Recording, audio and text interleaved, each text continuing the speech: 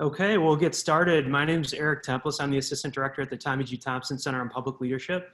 We're at UW-Madison. And as many of you may know, the Thompson Center was created a couple years ago by the state legislature and governor. And it was established to do a number of things. It was to hold events with UW system campuses around the state. And so we work with all 13 campuses, as well as any of the satellite campuses that they have. We bring speakers in to talk about a variety of issues that focus on public policy and leadership that can move Wisconsin forward and the nation forward. So a number of things that we do include faculty research awards. So we provide grant funding throughout the UW system to help support research in vital areas that are established by our board, which is appointed, in fact, the advisory committee. And these are on a variety of things. This year we looked at renewable energy, disability. We had a founders event on the founding members of the country and what they have to share with us in today's climate of politics. We also, do these series of events with speakers, and so that's what we're doing today. And so we work with each UW system campus to the extent there's interest in bringing speakers from across the country and beyond sometimes to share their thoughts and perspectives with students and faculty. And so in addition, we do scholarships, and we have a series of scholarships that we're excited to put out there this year. It's our inaugural year doing so, and a variety of other things. But with that in mind, I wanted to turn it over to Professor Anthony Jurkowski with University of Wisconsin-La Crosse. They've been a great partner of the Thompson Center for a variety of events recently. And they were interested in this particular one. And so I'll hand it off to Professor Jurkowski now so that he can share a little bit of background in the current webinar, which is our last in the series for this fiscal year. Thank you. Well, thank you so much, Eric, and hello, everyone. Thanks for joining us today. I'm Anthony Jurkowski. I'm one of the faculty members in the Department of Political Science and Public Administration here at the University of Wisconsin-La Crosse. In these unprecedented times, the topics of leadership and crisis management are critically important, and that is exactly why we are having this event today. As Eric mentioned, today's event is supported by the Tommy G. Thompson Center on Public Leadership. Through its support of great events like this one, the Tommy G. Thompson Center on Public Leadership continues to be a wonderful friend of the University of Wisconsin-La Crosse and of the La Crosse community. So we continue to be very grateful for the continued support of the Tommy G. Thompson Center on Public Leadership, and we're thrilled that UW-La Crosse continues to have a terrific partnership with the Thompson Center. Following today's presentation, there will be time for some questions. If you have a question, I encourage you to submit it. You can use the Q&A link near the bottom of your screen. Our speaker for this event is Kenneth Walsh. Mr. Walsh is an award-winning White House correspondent and columnist for U.S. News and World Report. He joined U.S. News and World Report in 1984 as a congressional correspondent and has covered the presidency, presidential campaigns, and national politics since 1986. As an adjunct professorial lecturer in communication at American University in Washington, D.C., he has taught courses on politics and the media, media ethics, how the media shape history, and the PR presidency. Mr. Walsh makes frequent TV appearances on networks including ABC, NBC, CNN, MSNBC, CNBC, Fox News, and C-SPAN, and he's a frequent guest on radio programs around the country.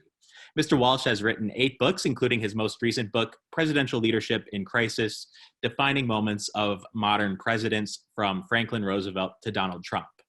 In reporting on the presidency, Mr. Walsh has traveled to more than 70 countries and has covered a wide range of events. He has conducted interviews with Presidents Barack Obama, George W. Bush, Bill Clinton, George H.W. Bush, and Ronald Reagan. Mr. Walsh, on behalf of the Department of Political Science and Public Administration at the University of Wisconsin-La Crosse, I would like to thank you for joining us today, and I'm pleased to turn the floor over to you for your presentation. Great. Well, thank you very much. I'm very happy to be here, and I just wanted to mention that in all the years I've covered the White House, more than 30 years now, this is the most interesting period because we have a very interesting situation with President Trump at odds with the media constantly and so on, and doing things much differently than other presidents. What I like to do in my books is to look at aspects of the presidency that might see the presidency in microcosm, that might provide a larger look at what's going on with the presidency as an institution and the individual presidents through particular lenses. And I've done that through books I've written about Air Force One, about presidents in their retreats and homes, about presidents being stuck in sort of in the bubble, prisoners of the White House, presidents as celebrities, and seeing the presidency as a crisis management operation, which is the current book. It turned out that this particular book came out at a very propitious time because of the crisis that we're in with President Trump now with the coronavirus. The book does not go into that because it closed and went to press before this story broke. But there's been a lot of other crises that President Trump has had to handle. And we talk about that in the book quite extensively.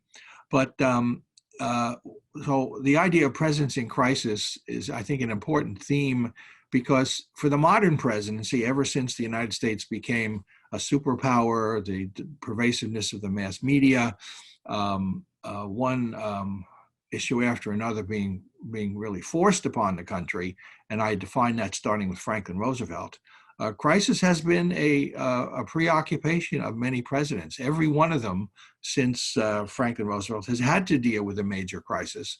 And what I try to do in the book is not just do the kind of crises that are often done by historians, the life or death issues of war and peace, but also other types of crises, political crises, personal crises, and the national security crises that we're often familiar with, to try to give a sense of diversity in how many issues the president has to deal with these days and how many crises emerge really out of the blue. And when you see a president operating in crisis, you get to learn, and the country gets to learn about the president's judgment, the president's intelligence, understanding the nation, whether that's happening, communication skills, aspirations, optimism, and empathy. So all of that goes into the crisis management picture. So now if we could move to the images, the third image is of my standards for crisis management. And I have come up with 5 standards that I apply in the book and that I apply as a journalist and historian to presidents in dealing with crises. First is taking action. The country expects a president to take action and to take strong, decisive action. The second is adapting to changing circumstances. In any crisis, things tend to change. The first a sense of a crisis often is different from what the crisis ends up being. And so that's the second principle. The third is balancing principle with what works. A president may go into a crisis with a certain ideology, but might have to adjust that. For instance, how much government should be involved and not, how much the military should be involved, changing to accommodate what works in the situation, basically balancing principle with pragmatism. And then the fourth standard is perseverance. This is very important in dealing with a crisis because sometimes crises are sustained. And a president can't just take the short view. It has to stay with it, has to keep applying himself or herself. And so that's another important factor. And then an instinct for achieving success. So much of this is instinctive, that a president either has it or doesn't. And you see that in how the different presidents have handled crises over the years, which I talk about at length in the book and which I'll begin to discuss now. When you discuss presidents in crisis, even though I focus on the modern presidents, there's one president who always stands out, not a modern president, but one of our iconic presidents, and that's Abraham Lincoln. He dealt with the worst crisis the United States has ever faced, which was the explosion, the potential destruction of the country in the Civil War. Of course, he was elected, and the South seceded because they felt he was going to end slavery and was not going to be fair to the South, and the Confederacy was formed. Now, Lincoln, though, in any survey of historians and scholars of the best presidents, Lincoln always turns up in the top 2 or 3. Often he's the number 1 president because he dealt with the Civil War in such an effective way and such a revealing way of what a crisis manager should be as president. And it also fits in with the standards that I just outlined. But I want to just show you in the next image just an image of Lincoln, the hands-on leader, going to the battlefields. Here he's meeting with General McClellan. And just to show how he's adjusting to changing circumstances, this is a good illustration of it because President Lincoln hired McClellan to run the war operation. Then he fired him. Then he hired him again and then fired him again, trying to give him a chance to attack as aggressively as Lincoln wanted. When he didn't get that, he moved on. But it just showed the way he was willing to accommodate himself to changing circumstances and persevere. Lincoln also had a way of representing the values and what the country was going through and the aspirations of the country very effectively. In this next image, you see Lincoln just before he took office. This is the clean-shaven Lincoln before he grew his beard. He went to have his picture taken in New York City at a meeting of sort of the intelligentsia at the time, and wanted to use this in his campaign. But I'm showing you this just to give an idea of the Lincoln as he first took office. Resolute, looks like he has the stature, literally, to be president, and looks ready for the job. But as time went on, he let the country see the toll the war was taking on him personally through photography. And this is who's the first president to really use photography, and he's very effective at it. In this next image, we see the toll the war has taken on Lincoln. He's almost spectral. He's frail looking, looks very vulnerable. He, of course, had lost a son to a terrible fever during the war, and had nothing to do with the fighting, but it was part of the grief he experienced in losing a loved one during the war. And of course, the war did take a big toll on him. The Union did not do well initially, finally won the war, but just look at how the toll that the war took on Lincoln. This is a photograph taken just before he was assassinated in 1865. So this is an illustration of a president who wanted the country to know that he was sharing the sacrifice and the suffering that people were going through. A very important standard to apply to presidents when they handle crises.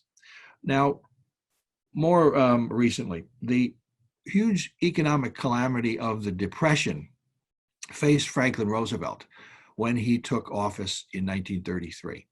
Here we see a soup kitchen, and in the next picture we see free coffee and donuts given to the unemployed.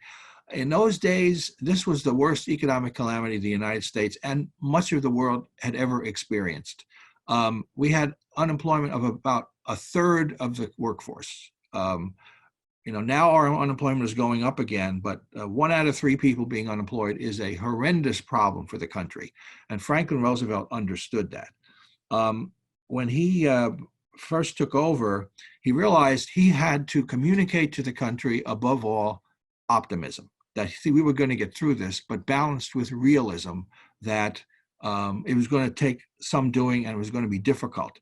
But he managed to convey that through fireside chats, which you see in this image. Franklin Roosevelt understood the importance of communication and to give the country an idea of that he was in charge and that he knew what he was doing. And he didn't want to go right through the news media. Where have we heard that before? We hear that a lot these days, the president going over the heads of the media. Today it's done through Twitter, social media, by President Trump. In those days, it was done through radio. Just about every American household either had a radio or had access to a radio, and Franklin Roosevelt understood this. So he gave fireside chats. He would speak live to the country during the terrible crisis of the Depression and managed to calm people down, basically. He took strong action. He adapted to changing circumstances and fulfilled a lot of the other standards that I've outlined here. But the fireside chats were really a brilliant move because it enabled Roosevelt to bond with the country. He had a very distinctive voice, and it gave him, as a crisis manager, a real connection to everyday people.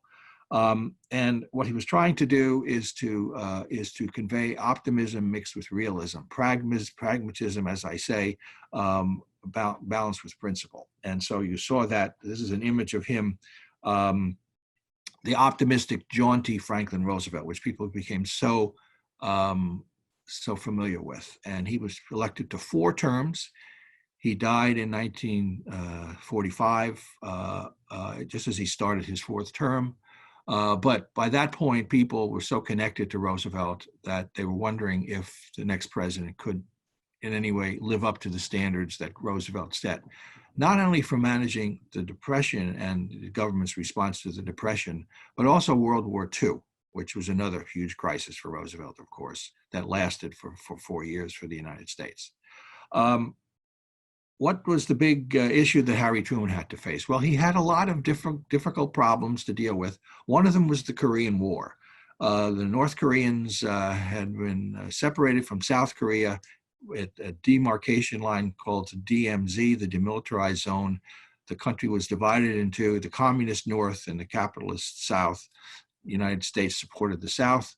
Then the North decided to invade South Korea. Initially, the invasion went well for the North, and the Americans and the South Koreans were pushed back almost off the peninsula. Very difficult fighting. I think that you get a sense of that from this picture, very difficult conditions, but then the Americans started to do well. One reason they did well is because General Douglas MacArthur, who you see in the next image, was in command. He had been a hero of World War II in the Pacific. He also was almost a viceroy in charge of Japan after the war in imposing the peace on Japan. And he was widely praised for that role. But he was also commander of American forces in Korea. And so he came up with some brilliant tactical moves to outflank and surround the North Korean forces and push. He managed to push them back. As the war went on, MacArthur got more and more bold in his running of the war and started to defy President Truman by going farther than President Truman wanted, and by calling for things like perhaps the use of nuclear weapons in Korea, especially after the Chinese entered the war against the United States on behalf of the North Koreans. He was talking about bringing in, making what he called an second Asiatic front. So what was happening here is that MacArthur, in public statements, was challenging the authority of the commander-in-chief. Of course, the president is supposed to be in charge of our military ultimately. And Truman, after a while, could not abide MacArthur doing this anymore. And it took a good amount of political courage for Truman to do this, but he fired General MacArthur in April of 1951. And it caused a huge, huge controversy because MacArthur was far more popular as an individual than Truman was. And when Truman fired MacArthur, it really was the death knell for Truman's presidency in many ways, because people just felt that he was going too far in overturning the decisions and the recommendations of this famous general. But Truman never regretted it. He felt that he did the right thing, that MacArthur was violating the constitutional provisions that the president was the commander-in-chief. But a lot of people feel that it cost Truman the presidency, because even though he was elected in 1941 on his own, 1948 on his own, it became clear that he would not be able to win in 1952, and he did not run again. But this MacArthur crisis was a very important turning point for Truman. Historians now give him a lot of credit for taking this bold move and for persevering against MacArthur, for handling the crisis well and preserving the constitutional powers of the presidency but it was a matter of, in politics, of going against the grain of the country. Now it's seen as a positive for President Truman. At the time, it was considered a huge political risk that failed him because his popularity plummeted. So that's a little insight into the Truman crisis. Next, we move to President Eisenhower. President Eisenhower, of course, had been the supreme Allied commander in the Normandy invasion. Very well known, was considered a very effective leader, not a flamboyant person, not a showman of any kind, but was trying to return the country to normalcy. His big crisis, particularly in the end of his presidency, was the U-2 incident. The U-2 was a spy plane that the Americans were sending over Soviet territory to get an idea of their military preparations, the state of their nuclear program, and so on. Many of these missions were launched and they produced very valuable intelligence. So President Eisenhower really valued this. He was going to attend an international summit with Nikita Khrushchev, who was the leader of the Soviet Union at the time. And he nevertheless was prodded by his military advisors to launch another U-2 spy mission just before this conference, thinking that it would help him perhaps get a sense of what Khrushchev was up to. So he did launch the mission. A number of these missions had been launched before. The Soviets tried to shoot down the planes because they knew they were there, but were unable to. Their technology did not enable it. They improved the technology, and the U-2 was shot down in May of 1960, the final year of Eisenhower's presidency. Initially, Eisenhower's instincts in handling this crisis were wrong. He authorized lies to be told about it. He told his staff to say it was a weather reconnaissance mission, to look at the weather patterns. It was a spy mission, so he told a lie about it. His argument privately was that he didn't want to admit this because it would look like he was going beyond international law in spying on the Soviet Union, even though they were doing it to us too. But he took the risk of lying about it, and he felt that the U-2 plane was too fragile to survive a missile attack by the Soviet Union, and that the pilot would not survive the attack on the plane. And in any case, the pilot had the option of using a needle, a poison needle, to inject poison into himself and kill himself. In any case, despite these lies, the plane debris was found by the Soviets, and the pilot was captured. The pilot did not kill himself and landed.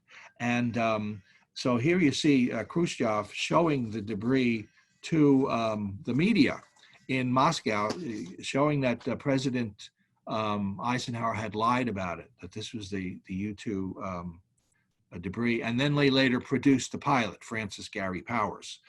So Eisenhower later said that this was his biggest mistake as president. He always prided himself in being an honest politician and a man who was respected for his honesty around the world. But he really showed bad judgment here in not owning up to it. He did own up to it later when faced with the evidence, but he really did not handle this crisis well. And so that he later said was his biggest mistake as president, is handling the U-2 crisis. We'll move on now to President Kennedy and his dealings with the Soviet Union.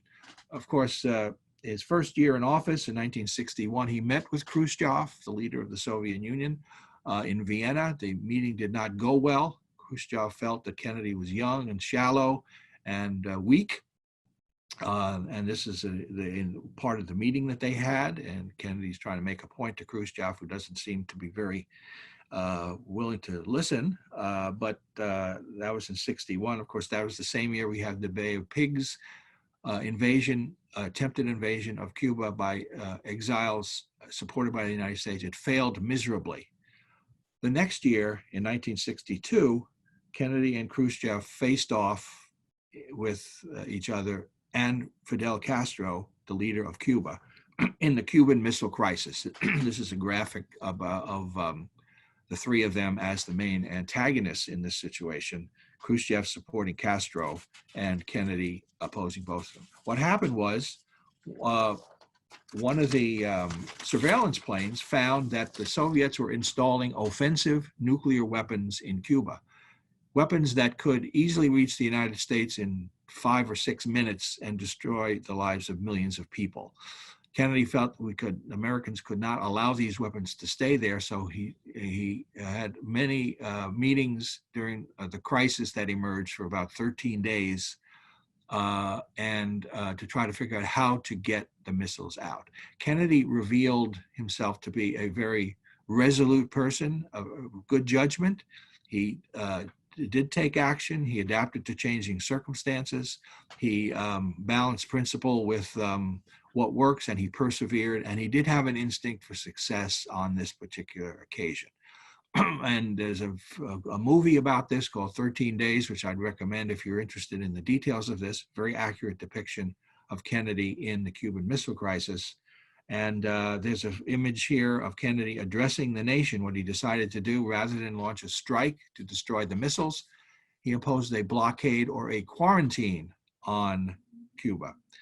He addressed the nation, a very riveting speech, and then you saw people so focused on the issue that people watched the speech in department stores, in the TV sections. It was just a huge issue for the country, and the people followed the crisis very, very closely.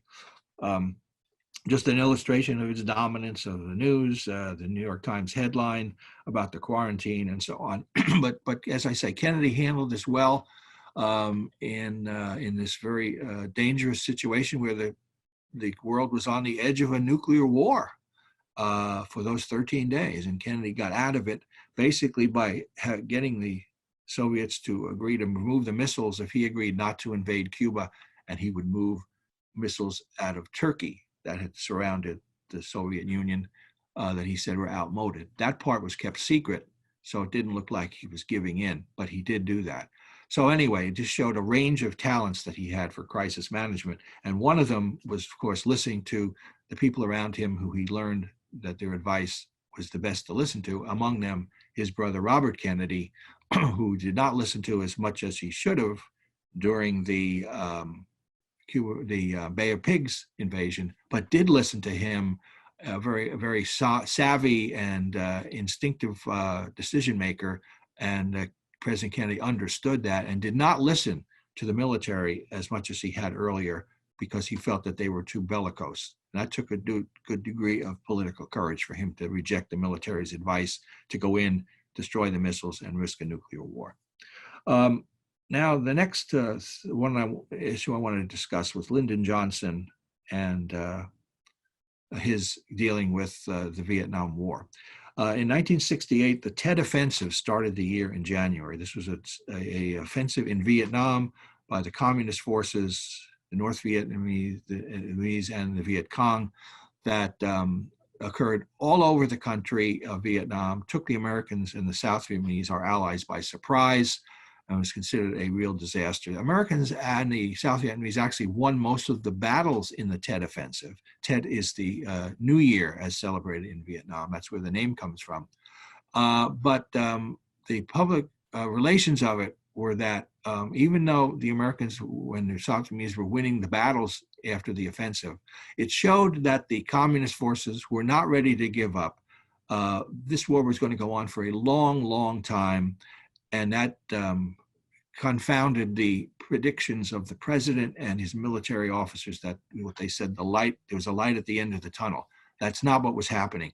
The Tet Offensive showed that this war was going to go on with thousands of more American casualties, Vietnamese casualties, and a drain on American resources. And where would it end? So now I have some images for you about the kind of protests that occurred. Lyndon Johnson is a war criminal, was one popular accusation that he was having too many civilians killed.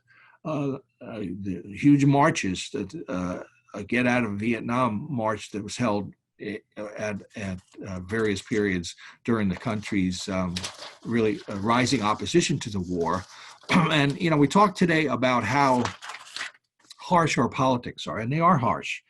But I can remember as a young person during those days, at those demonstrations, the chant against Lyndon Johnson was, "Hey, hey, LBJ, how many kids did you kill today?"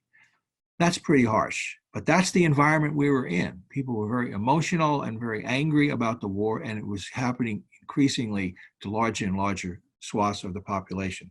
So Johnson had a decision to make, whether he was going to run again in 1968. And this image here is of Johnson announcing on television in a surprise that he was refusing to run. And this caused a huge cataclysm in the political world because he was considered such a larger than life figure. And now he's deciding not to run again. There's an LA Times story. You can see that the nature of the media coverage, LBJ bombshell, which was the decision not to run. If you look closely into this, it ended his political career, of course. This is the job he had sought all his life. So it took a great deal of resilience and strength on his part to do this. But he felt he could actually have won that election. I don't think he could have won, but he did feel, I think accurately, that it would have torn the country apart even more than it was. So he did show this adjusting to changing circumstances, one of the standards for crisis management, and he took action on that basis. So I think that in retrospect, he did the right thing for the country in not running again. Richard Nixon. Obviously, I can't talk at length about every president here in the limited time we have, which I do in the book, but Richard Nixon always wanted to show toughness, always wanted to show he was in control, that he was not going to back down, that he was going to get his way. And he showed that in the Watergate scandal. Started out as a burglary of the Democratic National Committee headquarters in Washington at the Watergate hotel complex. And it mushroomed into a cover-up and a very difficult situation for President Nixon. Still unclear how much he knew about the initial burglary attempt, but after it became clear that he was helping to cover it up and protect the people around him and himself from knowledge of the cover-up, it became his most damaging political crisis in his presidency. One thing after another was happening. The House was moving to impeach him. There were an increasing number of votes to remove him in the Senate. And rather than face the humiliation of impeachment and removal, he resigned the presidency in August of 1974, his biggest political crisis, you could argue his biggest crisis of his life. Again, this is the audience, the job he had wanted all his life, and he resigned. And this is his meeting with the staff at the White House before the departure the next day. And then there's Nixon at the helicopter, the famous picture of him giving the final wave when he left the White House. So he did really save the country from a horrible denouement of his presidency when he resigned, but it was really designed to really save him the public humiliation of impeachment. And I think it's a case study in sort of some of the worst crisis management we've seen. If he had admitted the burglary initially and the role that his operatives have played, it would have been much different. But he lied about it, stonewalled Congress, made many enemies about it, and showed his harsh and really abusive side in many ways. So it was a case study in how not to handle a crisis, the Watergate scandal. Gerald Ford takes over from Nixon after Nixon resigns. Gerald Ford had been a popular congressman from Michigan.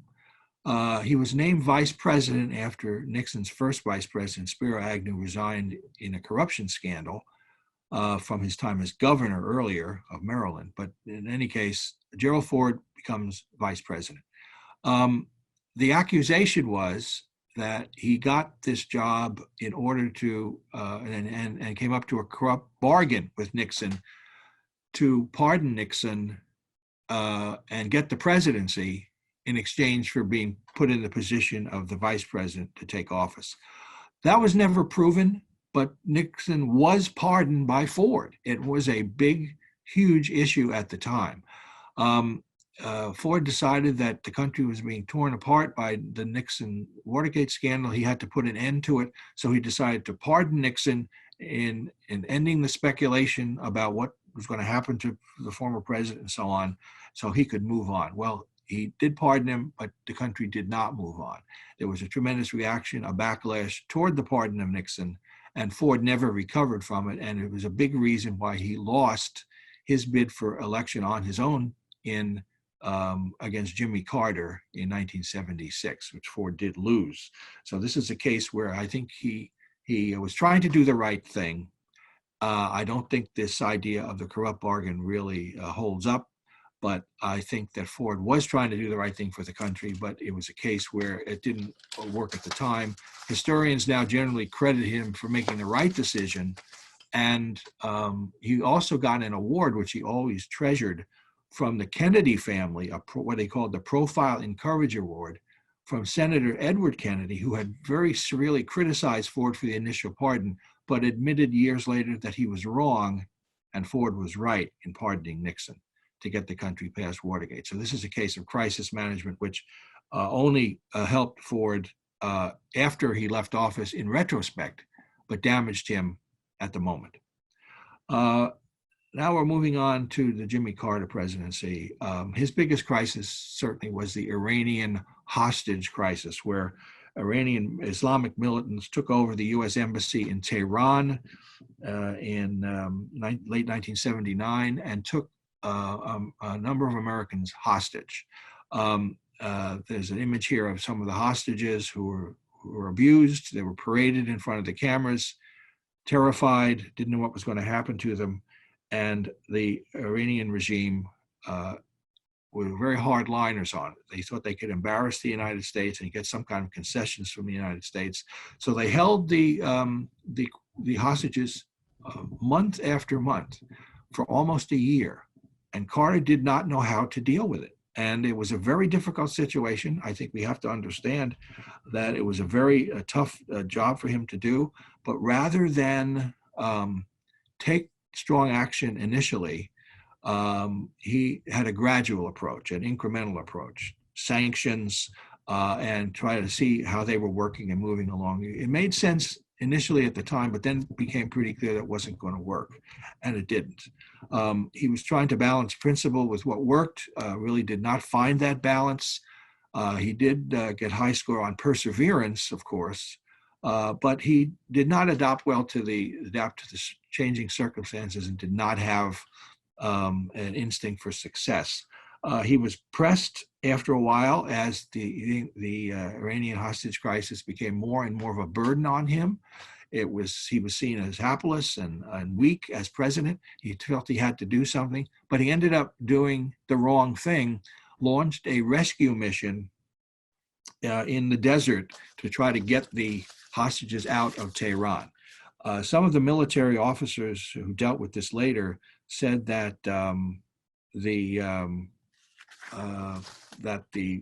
hostages would, that rescue mission, everything would have to work perfectly for that to succeed, and it didn't.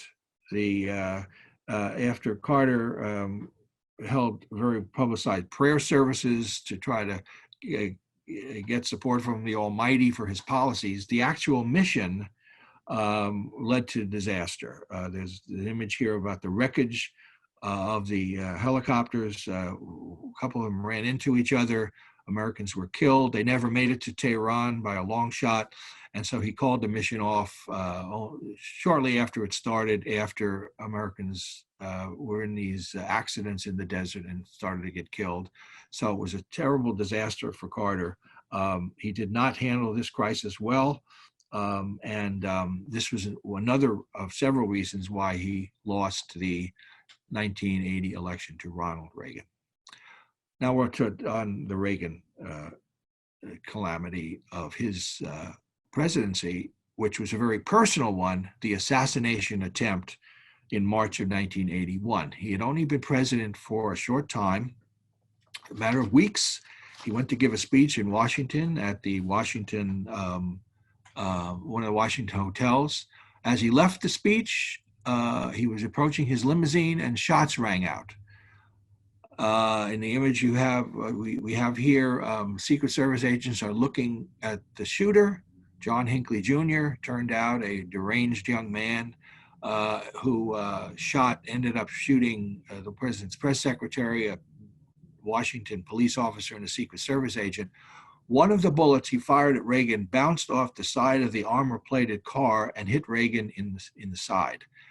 That's the image that this photograph shows. The moment he was hit by the fragment of the bullet.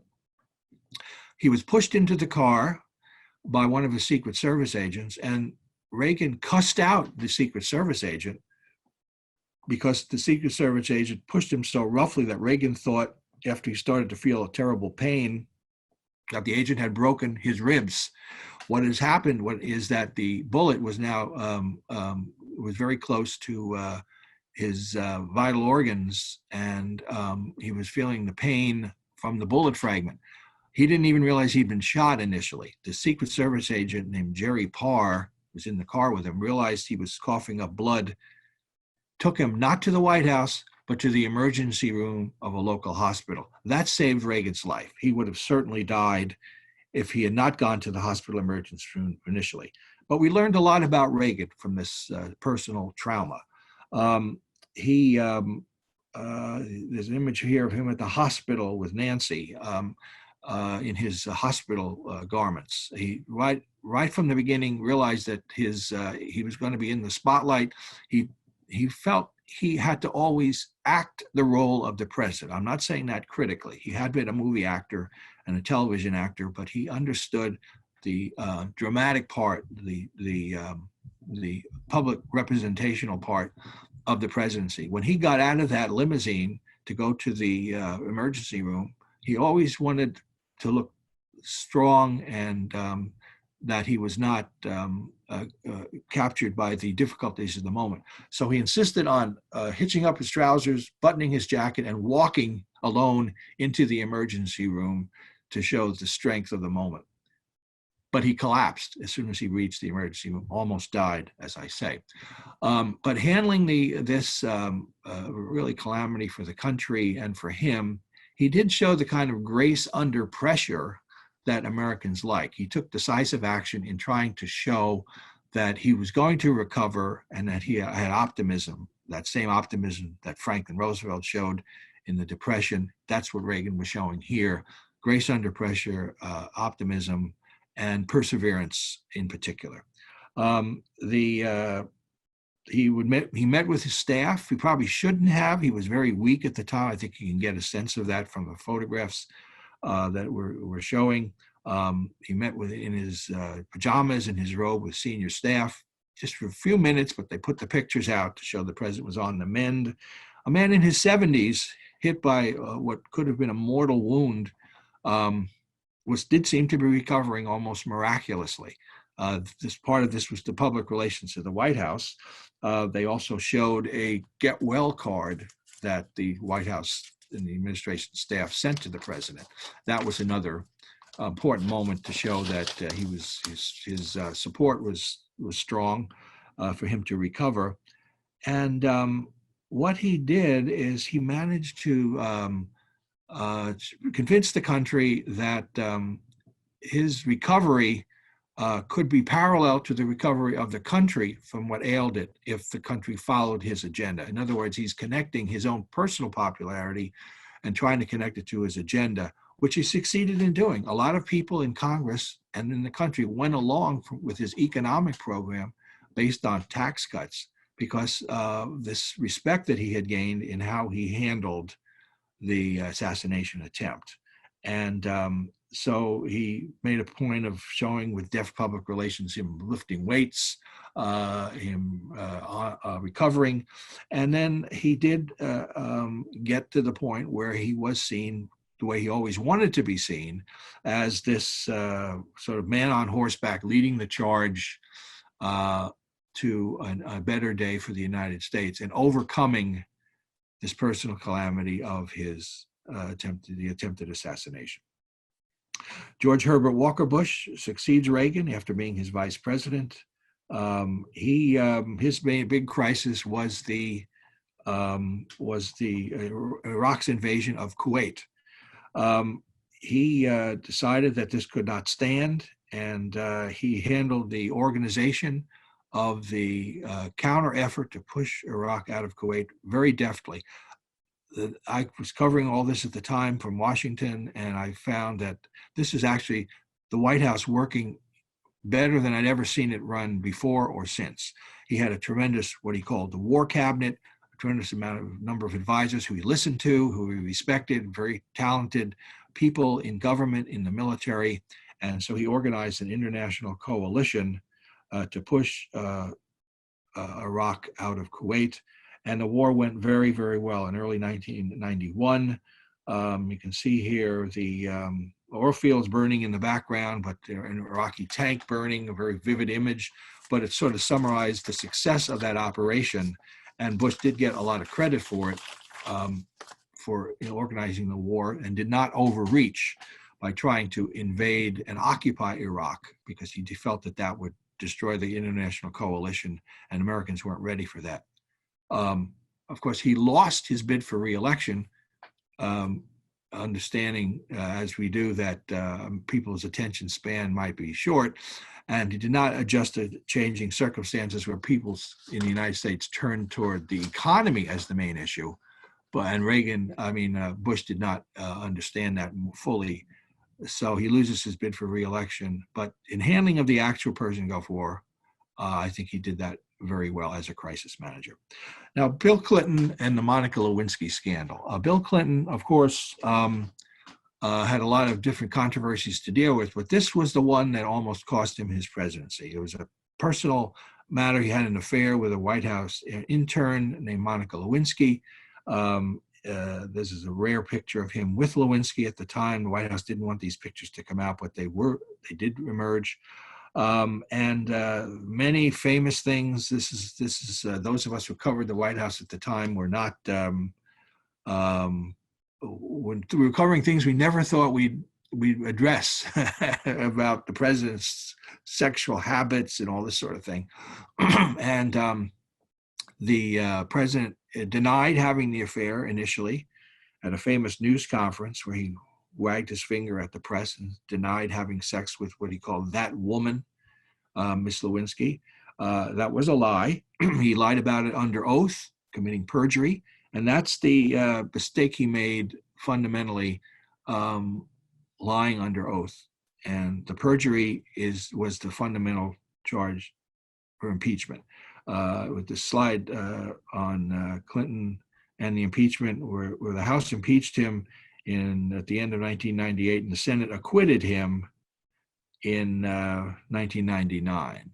The important thing to remember about this period with Clinton is that he managed, even though he handled the crisis improperly, by not coming clean about it, by really not adapting to the changing circumstances and so on, he did manage to persuade the country that a president's private conduct should be evaluated separately than a president's public leadership. In other words, he was acknowledging that if people might have thought he was a rogue or a rascal in private, but they thought he was handling the presidency as a public office well, in the sense of the country being in relative prosperity and peace. And that's something we see again today, that distinction with President Trump. People around the president saying he acknowledges that a lot of people don't think he's a good role model, but he's being a good president. I'll let you decide how you evaluate that yourselves. But that distinction made under Clinton, private versus public, is a very important one. And so that has lasted as an important distinction Americans make from that crisis that he faced, which basically he mishandled as a personal thing. but the politics of it he understood very well. Now we'll move on to the famous 9/11 issue. President Bush is in office. The son, George W. Bush, his presidency seems to be drifting. He isn't quite sure where he's headed with this. And then the World Trade Towers are hit by the terrorists on 9/11 toward the end of his first year in office. We all remember these images of the planes hitting the towers, bursting into flame, and then the towers melting down. 4 terrorist hijackings. 2 of the planes hit the towers. 1 of them hit the Pentagon. 1 of them went down in the Pennsylvania countryside as the passengers tried to take control of the plane and basically failed, and the plane crashed. Bush, when 9/11 hit, and there's a slide on this where he is talking to an elementary school in Sarasota, Florida, about his education proposals. And just before he went on camera, live on camera, sitting in the classroom, one of his staff members said a plane has hit the World Trade Center in New York, and nobody knew what it meant, what it was. Bush told me later that he thought the pilot had a heart attack. Sort of difficult explanation to come up with at that point. But basically, then he's in camera, and this image is shown to the world. His chief of staff, Andy Card, comes up and whispers in his ear, "A second plane has hit the second tower. America is under attack." Those are the exact words that Andy Card used. So that started what Bush decided was the global war on terror. And he handled actually the initial phases of this crisis, I think, rather well. He did seem dazed and a bit befuddled initially, as you can see from that photograph, but then he gathered himself and he realized this was the central challenge of his presidency, this war on terrorism.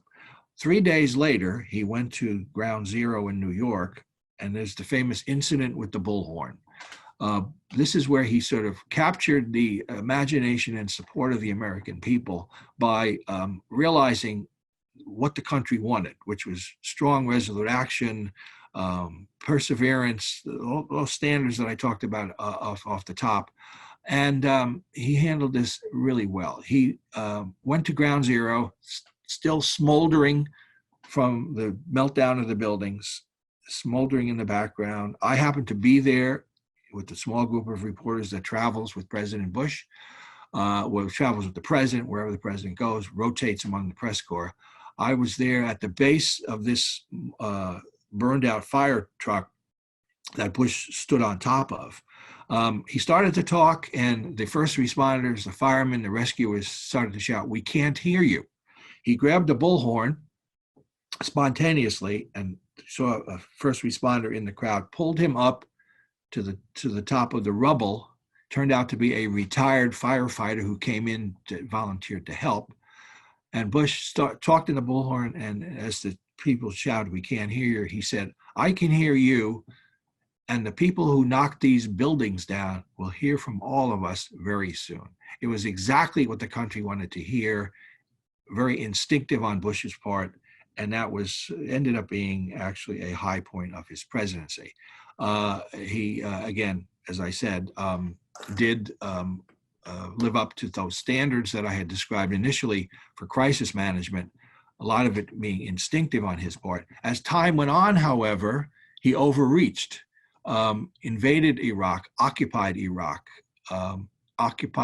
and invaded Afghanistan. We're still living with those decisions today. So the long-term part of the crisis, Bush overreached, and as I say, we are still paying the price for that today, particularly in Afghanistan, where we still have troops, our longest war. So there's a distinction here. The initial phases of the crisis he handled well. The long-term running of the crisis, not so well. Now we get to President Obama. President Obama, again, I have to move rather rapidly to cover as much ground as we can. This is a Time magazine cover of President Obama as Franklin Roosevelt comparing him to Franklin Roosevelt, handling the Depression, which I talked about at the start of this talk. President Obama has that same quality of Roosevelt had: optimism tempered by a sense of reality, jaunty, confident. And this is how he handled the economic meltdown, the financial crisis, what we now call the Great Recession. Started in 2008 under President Bush the son, continued to 2009 when President Obama took over. So he had a huge crisis on his hands when he first took over, and he handled it in a way that Franklin Roosevelt probably would have been proud of, communicating directly to the country, not on radio, but through television, and as time went on, social media. Took some rather politically risky decisions that he had some political daring in doing that, in bailing out the financial industry, and particularly the auto industry. That's probably a good microcosm to look. This is a picture of him at the auto industry, one of the car manufacturers. Very controversial. A lot of Americans felt he should not be bailing out the auto industry. It's their problem, and they needed to fix it themselves without federal help. But President Obama thought that so many people worked in the auto industry. The supply chain was so extensive. So many people depended upon it, everyday people, for their livelihoods, that he couldn't let the auto industry die. So he did bail it out. It actually is now seen as a positive thing. It helped the economy survive and recover. So basically, my judgment on how he handled the financial meltdown is quite positive, that he did what he had to do to save the economy in general, to save people's jobs, even though he didn't go far enough to satisfy his liberal supporters and went too far for some conservatives. I think he actually did right by the economy and by the country in his crisis management of the meltdown. Now we're to President Trump. When I wrote this book, there were so many crises to choose from with President Trump. None of them at the sort of the top level of calamity that we dealt with in our past as Americans: the Civil War, the Great Depression, World War II, this sort of thing. But lots of crises, that some of which he brought on himself. He loved to operate in a crisis management where he was at the center of everything, and that's something we can still see today. So in the book, I focus on the wall, which became a huge controversy, partly because President Trump insisted on building the wall between Mexico and the United States that he promised to build during the campaign to keep immigrants out and criminals out. He said he'd get Mexico to pay for it. Mexico refused to pay for the wall, so he asked Congress for the money, and Congress refused. So he held out, and there was a government shutdown. So that was one crisis I look at, how he handled the crisis of the government shutdown that lasted for 35 days, the longest ever. I think that basically, I think, seen as a failure on his part because he did not get what he wanted with the wall. He then persisted and declared a national emergency to get the wall. And this caused even more animosity around the country and in Congress, and really damaged his ability to get much done with the Democrats in many ways. Another crisis he had to deal with was the special counsel, Robert Mueller, who was investigating whether the president committed impeachable acts, really, in the dealing with Russia during the 2016 campaign and in other things. President Trump took a very aggressive sort of Nixonian approach, condemning Mueller, not cooperating with Mueller in many ways. And Mueller's report came out. It was widely considered sort of inconclusive in some ways. And so President Trump does get a lot of Americans thinking about impeaching him during that period of the Mueller investigation. Then you had an impeach Trump movement around the country. It didn't go very far. In the next image, you see House Speaker Nancy Pelosi, who has become a real antagonist with President Trump. She initially did not want him to be impeached. She thought it would just take so much time, it would be too divisive. But then, she changed her mind along with a key congressman named Adam Schiff of California. And the reason they changed their mind was a phone call that President Trump made with the Ukrainian President Zelensky, in which President Trump dangled a military aid for Ukraine in exchange for an investigation that he wanted the Ukrainians to launch of Joe Biden, the former vice president of Barack Obama, who is the leading Democratic presidential candidate, was then and still is. Now he's going to be the nominee. He's locked that up. And his son, Hunter, who was doing business in Ukraine. And there's a photograph here of Joe Biden and Hunter Biden. So it was thought of that he was using his power to hurt a political adversary. And that was what the center of the impeachment inquiry was. Trump was impeached largely by the House Democrats, another partisan move, but he was acquitted by the Senate, controlled by Republicans, another partisan move. So he comes out of impeachment damaged. He will always have the stain of impeachment on his record, as Bill Clinton did, but he was not removed from office, and that so he won the political battle, but the public relations battle, for many reasons, not adapting to changing circumstances, not blending principle into his political calculus enough. He really, I think, has that permanent stain on his record now of impeachment. Finally, we're at today, the coronavirus, the biggest crisis he's had to handle in his presidency. This is some illustrations of sort of hospital care of virus patients. The crux of the criticism of President Trump is that he waited too long to take action as a crisis manager, while he could have moved in January and February to recognize the pandemic that was developing. He waited and was minimizing the problem that the coronavirus was going to cause. Finally, did take strong action, and that's where we are now. But he is feeling his way, and you can tell that this is something that he is much different from any other crisis he's ever had to deal with. This is not susceptible to his usual techniques of ridiculing the adversary, of bulldozing the adversary, of insisting on his way and getting it by making deals and so on. Dealing with this virus is much different than anything he's had to deal with before. And so this is still in play, the coronavirus, and we have to see how this is going to pan out. But to a large extent, that's what the campaign is going to be about, leading up to his attempt to be reelected in November. And so we're still sorting a lot of this out.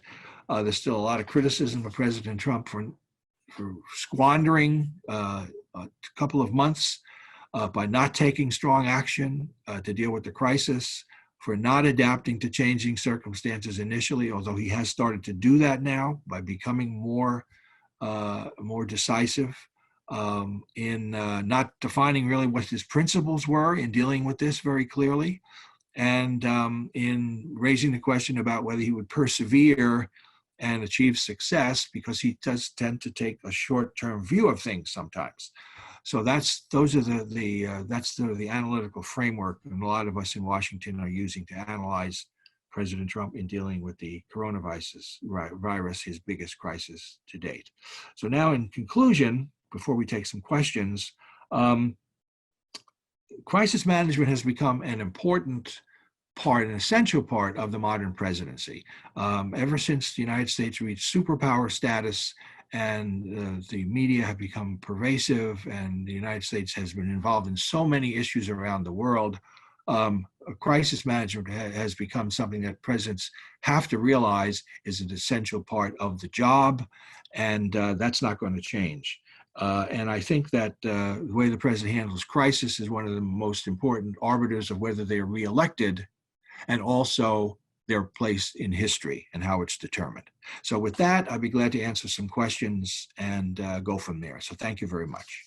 Well, thank you so much, Ken, for that fascinating presentation. Our first question is about a really important couple of trends in American politics over the last couple decades, the trends of polarization and partisanship. As the country becomes more partisan and as the country becomes more polarized, do you think that that affects how presidents would handle crises or their ability to be successful in handling crises? Yeah, I think that's a very good question. I think polarization will be an important factor in how presidents handle crises, if only because, as what's happening with President Trump and so many other cases, President Trump feels his best path to re-election is to please his base. So when you see how he handles a crisis like the coronavirus crisis, he's trying to feel his way in what his base will or will not accept, particularly on the idea of the economy versus the health of the country. His instinct is to get the economy open again. He started out that way. He's been waffling on that. Now he seems to be moving that way again. But basically, that's designed to appeal basically to his base, who feel the economy is suffering. We got to do something about it, even if it involves some risk of having people associate with each other and get the virus and spread it. So I think in that sense, polarization, it has a great deal to do with this coronavirus issue and in how presidents handle crises now and in the future. Also, if it does result in presidents appealing to their base more extensively, that makes us even more divided because there's not a lot of accommodation given to the other side. That's something that President Trump has to deal with today. And so what I'm getting at is the more presidents address the polarization issue by appealing to their core supporters, the more they risk alienating others and the rest of the country, making it more difficult to find some compromise on issues in the future. Thank you, Ken. I've got a really interesting question that came in. What stands out to you in history as an example of a crisis that was just spectacularly botched by a president? Well, I mean, I think the Iranian hostage crisis is considered, and I believe myself, was really botched by Carter, because he in so many ways, and it was sort of that attempted rescue mission in the desert.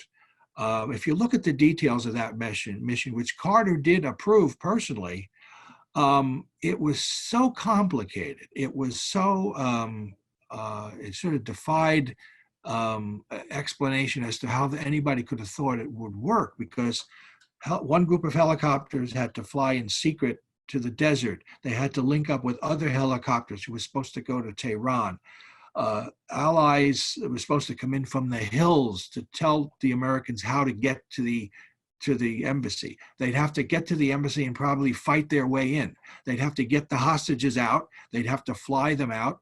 They have to move the helicopters. And by this time, of course, the Iranians would have known what was going on. So they would have scrambled their military. It just was made to order to fail. And it's amazing seeing how that was approved, that Carter was pushed into that by public pressure. Do something. And so I think that was a tremendous problem for Carter. He did get the hostages out in the end. They were released the day Reagan took office, as sort of a final slap at Jimmy Carter. Now, was that because the Iranians were afraid Reagan was going to attack them or something? We don't really know. But I mean, Carter's argument, and I have talked to him about this, is that I didn't cost any lives in the hostage crisis. Well, aside from those soldiers who were killed in the desert, of course, on the rescue mission. So I would say that jumps to mind as a big crisis that was not handled well by an American president. Another really interesting question here. You know, in crisis management, presidents are often dealing with incomplete information that might be flawed. Can presidents navigate that? Like, is it possible? how can a president effectively approach crisis management when they might be dealing with incomplete or imperfect information? Right. Well, it's interesting because people who have been in these sensitive positions in the National Security Office, in the Pentagon, and in the White House, I've talked to them over the years in many contexts, and the common feeling among people who've gone through these crises, especially foreign policy crises, is that the initial information a president gets tends to be dramatic, sensational, and wrong. And so the president has to be very careful about reacting to the initial reports. There's something called the fog of war, where it's very hard to figure out what's going on, especially initially in a battle or generally in a crisis. And I think that holds up. So presidents have to have a sense of, experience helps, of course, having gone through some kind of similar situation, having good judgment, but basically having an instinct to understand you can't just act rashly and dramatically from the beginning. And I think the best presidents or crisis managers understand that. So you have sort of a more deliberative process that almost always is better than a quick reaction that might be rash and wrong. Another interesting question that came in, a theme that you brought up a number of times was the importance of communication skills and effective communication. Makes for effective communication in the context of a political crisis? Yes, a very vital skill to have. And this is, I addressed that a little bit with Franklin Roosevelt, of course, understood, and all presidents, all the 8 presidents I've covered have, I'm sorry, 6, I'm getting ahead of myself, have always talked about this, that they want to go over the heads of the media. They want to talk directly to the country, find a way to do that. And that's probably the single most important thing that the presidents try to do during a crisis, and increasingly in their day-to-day operations at the White House. Go over the heads of the media, speak directly to the country. Lots of cynicism about the media. When looking at the analysis of the modern presidents, Franklin Roosevelt went over the heads of the media and talked directly to the country through radio. Very successful. President Kennedy and President Reagan did it with television, through news conferences and speeches, and did very well with that. As time went on, President Obama did well with this communications through social media. He did things that other presidents did not do, such as go on the late night talk shows. But his argument, and I've talked to him about this, is that the country is so fractured that the president has to go where the voters are, even if it's unconventional places like the Zach Galifianakis parody interview show, where President Obama did go on that to salvage his healthcare proposal and get young people to sign up. He made the pitch on the show, and it worked. Thousands of young people did sign up. So he understood that importance of communication. Of course, very briefly, President Trump now is a real, has moved this idea of going over the heads of the media so aggressively that he's now declared war on the media, and we call it fake media, and says we're the enemy of the American people. That does not help in dealing with the media because it causes a lot of hard feelings. But with Twitter, with social media, and now as an example of his daily briefings on the coronavirus, where he's the center of attention, he's running the White House as a reality show, communicating to the country, where he is billing himself as the creator of the reality show, the executive producer, the host, and the star. And you see that day to day with these briefings today. That's his communication strategy, to go directly to the country in the manner that he chooses to do. Well, that kind of leads me to my final question, Ken. We have time for one more question.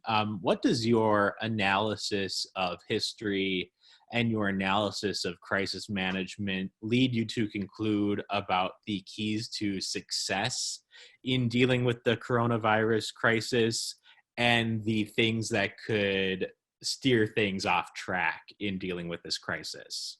Yes. Well, of course, this is on everybody's mind now. Obviously, we're doing this remotely rather than in person because of the social distancing and so on. But I think that on the coronavirus, there's, of course, two elements. How do you protect people's health and prevent the spread of the virus? And then when do you revive the economy? And those are the two paths that President Trump has to decide which one to go down and how to balance one with the other. It's not easy. This is a very difficult and complicated situation. Is he listening to his science advisors enough? That's an open question. That's on the side of preserving people's health. He's getting a lot of pressure from his base to open the economy. So he has to be careful not to do that prematurely. So it's a very difficult path he's on. And I think we have to understand that in this particular crisis, it's not something he's used to dealing with. He's used to dealing with adversaries and opponents who he can throttle, who he can ridicule, who he can outmaneuver, who he can make a deal with or not, depending on what he wants to do in a given issue or a given crisis. This is dealing with what he calls an unseen enemy. This is a virus. It's not susceptible to the techniques that he rose to fame on and success with during his business career and as a candidate and the initial parts of his presidency. So it's a wholly different kind of crisis than he's ever kind of deal with. And I think we see his day-to-day reaction moving back and forth on economy, health, one thing after another. And I think we're seeing this play out in our day-to-day knowledge of what the president is doing for the country. Now, some people might see this as being very flexible. Some people might see it as waffling. But he's got some very important decisions to make now. And I think given that he basically, I think, did squander a couple of months in dealing with the virus on the health side, is he going to try to move too quickly to open up the economy and cause more problems on the health side? That remains to be seen. But this is a very key period in that coronavirus ongoing crisis. The outcome we really can't predict. Ken Walsh, thank you so much for joining us at the University of Wisconsin-La Crosse. We really appreciate your insight today. This was fascinating. Thank you again for your time today. Thank you. Thanks for having me. And thank you for tuning in. I hope you have a great day. We appreciate you taking the time to join us today.